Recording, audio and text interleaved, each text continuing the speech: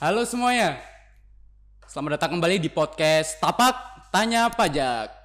Jadi podcast Tanya Pajak pada hari ini merupakan podcast eksklusif dari EF Sinergi Konsultan yang akan membahas terkait berita seputar perpajakan dan keuangan. Nah, dan pada pagi hari ini kita akan membahas terkait topik yang sangat menarik nih dan sangat happening di kalangan muda bahkan sampai tua, bahkan juga pengusaha. Nah, topik pada hari ini yaitu pajak pada perusahaan rokok. Nah, kalau kita sedikit kilas balik nih terkait pajak perusahaan rokok, pajak ini merupakan tulang punggung negara untuk pendapatan terkait dari cukai bahkan pajaknya, dan juga menjadi penopang industri perekonomian dari Indonesia sendiri, di mana terlibat dari petani, penjual tembakau, bahkan lain-lain. Nah, karena topik ini sangat menarik teman-teman, kita sudah hadirkan narasumber kita. Selamat pagi Mas Zika. Pagi, Mas Riki. Apa kabar Mas Zika? Alhamdulillah baik. Nah, di sini narasumber kita hari ini merupakan narasumber yang sangat hebat sekali ya. Beliau seorang konsultan pajak dari EF Sinergi Konsultan ya Mas Zika ya? Ya, betul. Jadi saya di F Sinergi Konsultan sebagai manajer. Kemudian F Sinergi Konsultan itu juga sudah berdiri selama 25 tahun. Yang dimana melayani terkait jasa konsultasi perpajakan, kemudian pembuatan pembukuan laporan keuangan. Ada juga kita jasa manajemen atau jasa sistem akuntansi. Jadi ketika perusahaan itu dari nol itu belum memiliki sistem akuntansi yang baik, nah, di kami bisa memberikan pendampingan mulai dari nol hingga wajib pajak itu sampai mahir, sehingga dari laporan keuangannya pun bisa update dan terjamin kepercayaannya seperti itu. Oke. Berarti EF Sinergi Konsultan sendiri jam terbangnya sudah lumayan banyak ya, lumayan panjang ya Mas Iya, Zika? lumayan panjang. Untuk kliennya sendiri sudah di bidang jasa apa aja Mas kalau boleh tahu? Kalau untuk bidangnya kita bermacam-macam Mas, mulai dari perdagangan, kemudian manufaktur, kemudian ada juga real estate. Nah, untuk perusahaan rokok sendiri kami juga memiliki klien yang beberapa ada yang di Sidoarjo, ada yang di Madura, ada yang di Malang. Nah, itu semua perusahaan rokok yang dimana para pengusaha-pengusaha ini pun ya perusahaan lokal gitu. Jadi kan kalau misalkan rokok-rokok yang terkenal seperti Sampurna ataupun Gudang Garam, nah ini yang produk lokalnya sendiri. Jadi di beberapa daerah itu memiliki perusahaan rokok dengan mereknya sendiri seperti itu. Oke. Berarti untuk EF Sinergi Konsultan sendiri selain juga jasa keuangan atau perpajakan, berarti terkait teknis kayak konsep dan lain bisa memfasilitasi lah Mas Ya, ya. betul. Oke, kembali lagi pada topik pada pagi hari ini. Jadi topik kali ini adalah terkait pajak pada perusahaan rokok Mas Zika. Ya. Nah, di sini teman-teman tapak pajak mungkin bingung nih apa saja pajak-pajak yang ada di perusahaan rokok. Nah, mungkin bisa di-spill nih sama Mas Zika terkait apa aja pajak-pajak yang biasanya ada di perusahaan rokok. Ya, sebenarnya untuk jenis pajak di setiap perusahaan itu hampir semua sama. Tapi untuk rokok sendiri ini agak unik, agak khusus. Jadi ada beberapa pajak yang di perusahaan jenis lain itu tidak ada. Seperti misalnya cukai. Nah, cukai itu 10% itu sudah dikenakan ketika perusahaan rokok ini mengajukan pita cukai. Jadi untuk membeli sebuah pita cukai itu maka ada pajak namanya cukai 10% seperti itu. Kemudian dari pajak pertambahan nilai itu dikenakan 9,9%. Selain itu ada juga seperti PPh 21. Nah, ini PPh 21 ini terkait atas pajak pegawai tetap atau pegawai tidak tetap. Ini untuk tarifnya sendiri 5% hingga 35% seperti itu. Untuk lainnya seperti PPh 22, kemudian ada juga PPh 23 atau juga ada PPh 25 atau 29 seperti itu. Oke, berarti tadi saya sempat dengar berarti ada pajak cukai sama pajak PPN ya Mas Zika ya. Ya, Nah, itu tadi yang kan cukup besar Mas. Oke, tadi kan saya lihat ada PPN 9,9% Iya. dan ada pajak cukai 10%. Iya. Nah, mungkin bisa sedikit dijelaskan Mas terkait itu.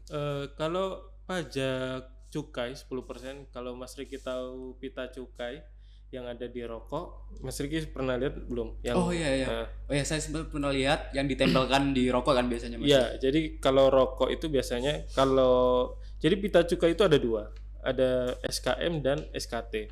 Nah, untuk SKM sendiri ini yang dimana proses produksi rokoknya itu menggunakan mesin, sedangkan SKT ini adalah untuk produksi yang menggunakan tangan, ninting. Ya, perbedaannya apa? Nah, dari segi bentuk beda. Kalau SKM bisa teman-teman lihat sendiri di rokok yang jenis mil. Nah, itu biasanya yang berfilter itu SKM menggunakan mesin. Dia di samping pita cukainya itu. Kalau misalkan yang SKT itu kretek yang biasanya tidak ada filternya. Jadi untuk jenis pita cukainya sendiri itu dia melingkar ke atas panjang. Yang SKT itu bentuk pita cukainya panjang. Nah, pita ini yang harus wajib ada di setiap rokok-rokok yang diproduksi, sehingga untuk perusahaan rokok sendiri ketika dia membeli pita cukai di bea cukai itu ada cukainya 10%, seperti itu Mas Riki. Oke, tadi sudah dijelaskan yang 10% ya Mas Jika. Terus yang 9,9% itu berarti pajak atas apanya ya Mas? Nah, 9,9% itu pertambahan nilai.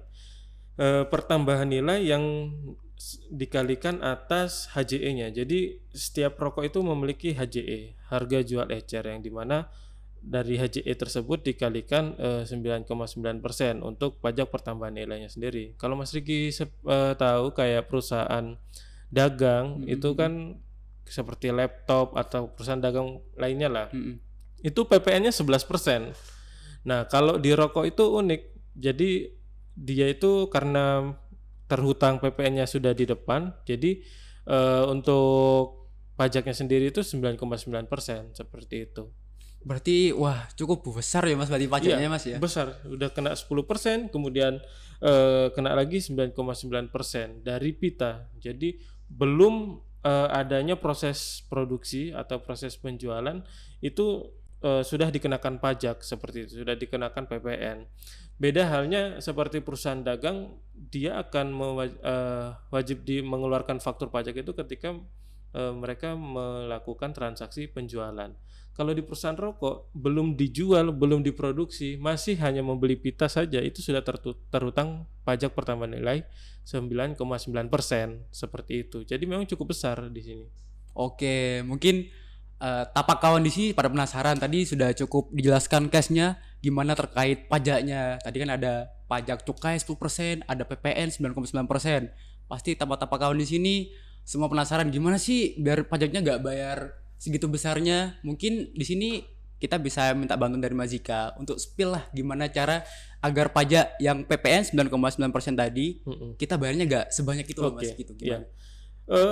Sebenarnya kan prinsipnya itu sama aja, konsepnya itu sama seperti pajak yang 11%. Ketika mungkin perusahaan dagang memiliki stok, ya pasti kan ketika jual harus kita membeli stok dulu. Ketika pembelian itu menggunakan faktur pajak masukan, maka faktur pajak masukan tersebut bisa mengurangi pajak keluaran yang 11% itu. Jadi katakanlah penjualan suatu laptop barang ini PPN-nya itu 1 juta. Kemudian hasil dari kulaan atau istilahnya pembelian stok dari perusahaan ini itu 900.000. Jadi di setiap akhir bulannya PPN-nya itu bisa dikurangkan atau dinetkan. Jadi 1 juta itu dikurangi 900.000. Jadi pajak pertambahan nilai yang dibayarkan itu hanya 100.000.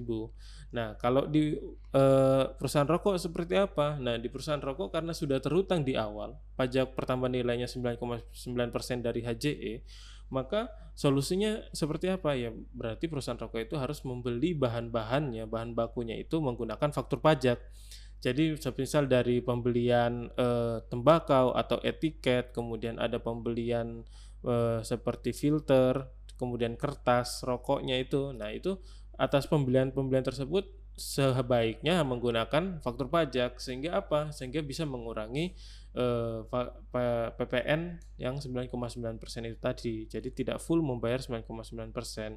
Nah, katakanlah kalau misalkan perusahaan ini anggaplah perusahaan ini secara pembelian bahan bakunya itu tidak ada faktur pajak masukannya.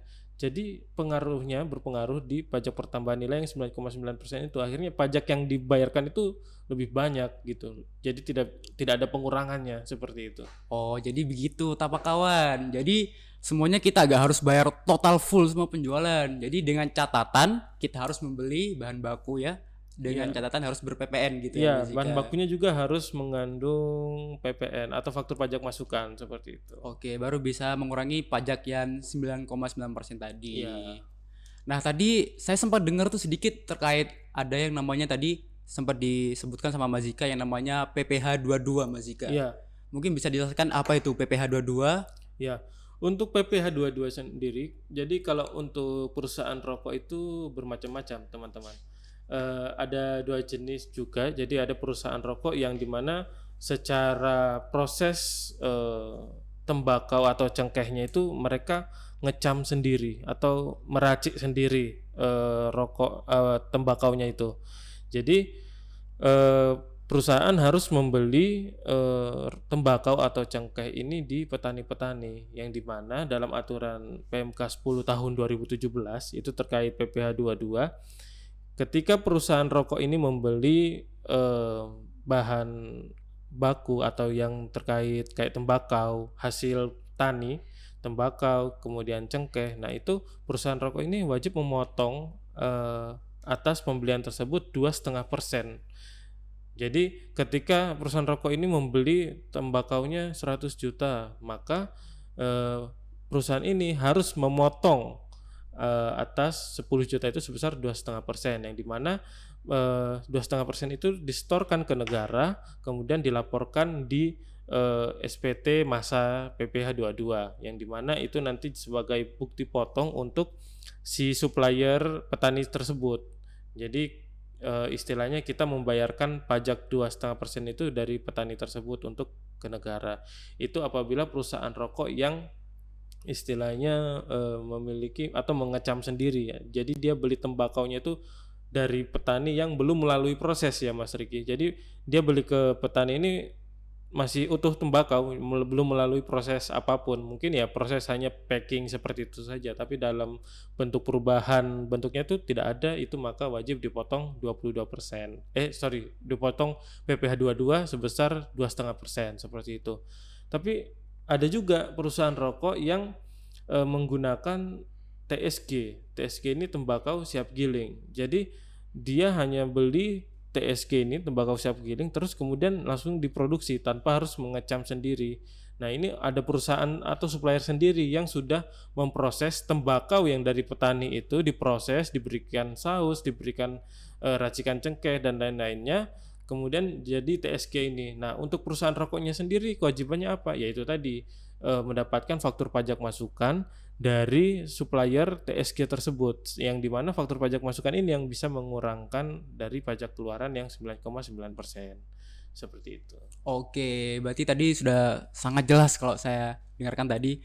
Untuk mungkin sedikit saya rangkum ya Mas Zika. Mungkin terkait pengenaan pajaknya sendiri berarti tergantung dari perusahaan rokok ya. Apakah dia sudah siap giling atau beli atau meracik sendiri begitu ya Mas? Iya. Jadi biasanya di awal itu perusahaan rokok itu ketika mendaftarkan di bea cukainya sendiri sudah keterangan istilahnya kayak klasifikasi usahanya itu apakah dia pabrik yang secara ngecam sendiri atau dia itu kriteria yang istilahnya menggunakan tembakau yang siap giling seperti itu. Oke, makin di sini ternyata makin seru ya untuk terkait pajak rokok sendiri ya. Iya. Tadi sudah ada cukai, ada PPN, terus ada PPh 22. Nah, mungkin teman-teman juga penasaran ada unsur pajak lainnya nih. Nah, kira-kira kalau tadi saya sempat dengar ada PPh 21, 23, 25 bahkan 29. Mungkin bisa dijelaskan Mas Zika. Ya, jadi kalau untuk PPh 21 itu atas pegawai tetap dan pegawai tidak tetap. Jadi sebenarnya untuk PPh 21 ini tidak hanya di perusahaan rokok, namun di perusahaan lain pasti wajib melaporkan PPh 21. Tentu setiap perusahaan memiliki pegawai, yang dimana ada yang pegawai tidak tetap, ada yang pegawai tetap. Kalau di pabrik rokok sendiri ya lebih banyaknya pegawai tidak tetap, karena memang untuk upah-upahnya itu yang paling banyak di proses produksinya seperti itu. Yang dimana tarifnya itu dari 5% hingga 35%, yang itu wajib di store dan dilaporkan di setiap bulannya seperti itu. Berarti masih banyak berarti Mas ya untuk pajak-pajak perusahaan Iya. rokok lainnya Mas ya. Ya, kalau tadi 21, kemudian ada juga yang 23. Kalau 23 ini jenis pajak atas imbalan jasa. Jadi seperti perusahaan rokok misalkan dalam proses produksinya mesinnya ini perlu diservis Mas Riki. Jadi istilahnya perlu diservis, akhirnya mencari supplier yang CV atau PT yang bisa menservis mesin ini. Nah, dari imbalan jasa tersebut, maka perusahaan rokok ini wajib memotong 2%. Jadi ketika anggaplah ada perusahaan A sebagai yang memang perusahaan tersebut ini untuk spesialis servis mesin seperti itu. Nah, kemudian perusahaan rokok ini menggunakan jasa si perusahaan A ini. Jadi atas jasa yang diberikan oleh perusahaan A ini kepada perusahaan rokok, maka perusahaan rokok ini wajib memotong 2% atas total biaya yang dikeluarkan itu atas jasa mesin itu. Ada juga misal mungkin ada sewa forklift. Perusahaan B misal menyewakan forkliftnya ke perusahaan rokok ini, maka perusahaan rokok juga wajib membayarkan atau memotong 2% dari jasa tersebut, kemudian distorkan ke negara dan dilaporkan juga setiap bulannya seperti itu. Oke. Jadi di sini mungkin tapak kawan sudah banyak mendengarkan terkait apa itu pajak rokok, apa itu PP 21 23 atau apa itu pajak-pajak lainnya. Mungkin di sini dari Mas Zika sendiri nih ada pesan atau gimana untuk kawan-kawan tapak di sini? Ya, sebenarnya kalau saya tambahkan sedikit lagi ya Mas Rik ya.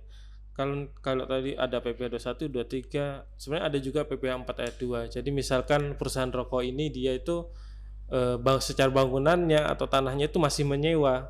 Nah, maka dia wajib membayarkan pajak penghasilan 4 ayat 2 atas sewa bangunan, tanah dan bangunan itu 10% seperti itu. Kemudian ada juga PPh tahunan. Jadi kan wajib pajak itu setiap tahun wajib lapor. Lapor di akhir tahun pelaporannya itu di April tahun berikutnya. Jadi untuk tahun 2024 ini pelaporan pajak bagi perusahaan itu terakhir di April tahun 2025. Nah, itu ada PPh-nya sendiri yaitu PPh 25 atau 29 yang dimana ini tarifnya 22% dari laba bersih. Jadi ketika perusahaan rokok itu sudah memiliki laporan laba rugi, kemudian sudah memiliki laporan laba sebelum pajaknya berapa, nah itu bisa dihitung 22% dari situ. Kemudian nanti dari perhitungan tersebut bisa dibagi 12 untuk angsuran PPh 25 di tahun berikutnya. Jadi supaya di tahun depan tidak berat bayarnya, ada beberapa angsuran yang dibayarkan di tiap bulannya itu PPh 25 seperti itu. Oke, berarti semua yang sudah dijelaskan tadi semua bisa terakomodir dan bisa dikonsultasikan di mana Mas Zika? Di IF Sinergi Konsultan. Di IF Sinergi Konsultan. Di kami bisa membimbing dari awal benar-benar yang perusahaan yang belum memiliki sistem akuntansi dengan baik, nanti dari kami akan bimbing dari mulai nol sampai perusahaan itu bisa berjalan mandiri seperti itu. Kemudian bukan hanya akuntansinya saja, tapi dari segi perpajakannya juga akan kami awasi seperti itu. Akan menjadi apalagi di era sekarang ini, kemarin ada beberapa sosialisasi juga dari kantor pajak mengenai Cortex, itu yang dimana web yang sudah bisa terkoneksi dari mana saja, dari perbankan, dari Kemenkumham, itu sudah terlink. Jadi data-data wajib pajak itu sudah lebih terintegrasi di data-data perpajakan, sehingga amat sangat disayangkan ketika suatu perusahaan dengan produksinya yang lancar, penjualannya yang lancar, tapi secara administratif atau secara perpajakannya itu tidak baik seperti itu, atau mungkin karena ketidaktahuan si wajib pajak sehingga mereka lalai untuk membayarkan atau melaporkan pajaknya. Jangan sampai seperti itu, sebab nanti juga akan disurati oleh kantor pajak. Nah, sebaiknya akan lebih baik ditata dari awal, kemudian juga dikonsultasikan di kami juga bisa seperti itu. Oke, jadi yang sudah disebutkan tadi sama Mas Zika akan ada yang namanya sistem Cortex ya Mas. Ya, betul. Nah, sistem Cortex sendiri itu berarti nantinya akan terintegrasi mulai dari keuangan kita, dari perpajakan kita. Berarti semua sudah ada di situ ya Mas ya? Iya, sudah ada. Jadi ketika Mas Riki di tahun ini membeli kendaraan secara leasing misal seperti itu. Nanti di SPT tahunannya Mas Riki karena NIK itu sudah sama dengan NPWP akan terkoneksi. Oh, Mas Riki di sini habis membeli mobil Fortuner misal. Kemudian dengan leasing hutang kendaraan segini itu sudah ada semua. Kemudian ketika Mas Riki memiliki saldo bank BNI atau BCA dan lain-lainnya itu sudah otomatis terlist di situ beserta saldonya. Secanggih itu sekarang Cortex itu sehingga wajib pajak pun ya harus lebih rapih lagi untuk menata istilahnya ya keuangannya, perpajakannya seperti itu. Jangan sampai karena kelalaian ini menyebabkan tagihan atau denda pajak yang cukup besar juga nanti di akhirnya seperti itu. Oke, untuk tapak kawan sendiri pasti sudah penasaran kan? Mungkin sebelum melebar terkait Cortex nih atau pajak lainnya lebih jauh, lebih detail, lebih dalam lagi, mungkin kita cukupkan sampai sini dulu ya Mas Zika ya. Ya. Oke, sebelumnya saya ucapkan terima kasih untuk Mas Zika Terima kasih Mas Riki. penjelasan dan informasinya sangat mengedukasi kita. Mungkin kita bisa berdiskusi di lain kesempatan dengan topik-topik yang sangat menarik dengan sangat hot atau happening nih Mas Zika. Baik, siap. Baik, untuk tapak kawan, sekian podcast eksklusif dari EF Sinergi Konsultan. Apabila ada pertanyaan, silakan DM di EF_Sinergi Konsultan dan jangan lupa subscribe. Tapak kawan, nyalakan asa, bangkitkan karya. Saya Riki Heri Perwira, pamit undur diri. Wassalamualaikum warahmatullahi wabarakatuh.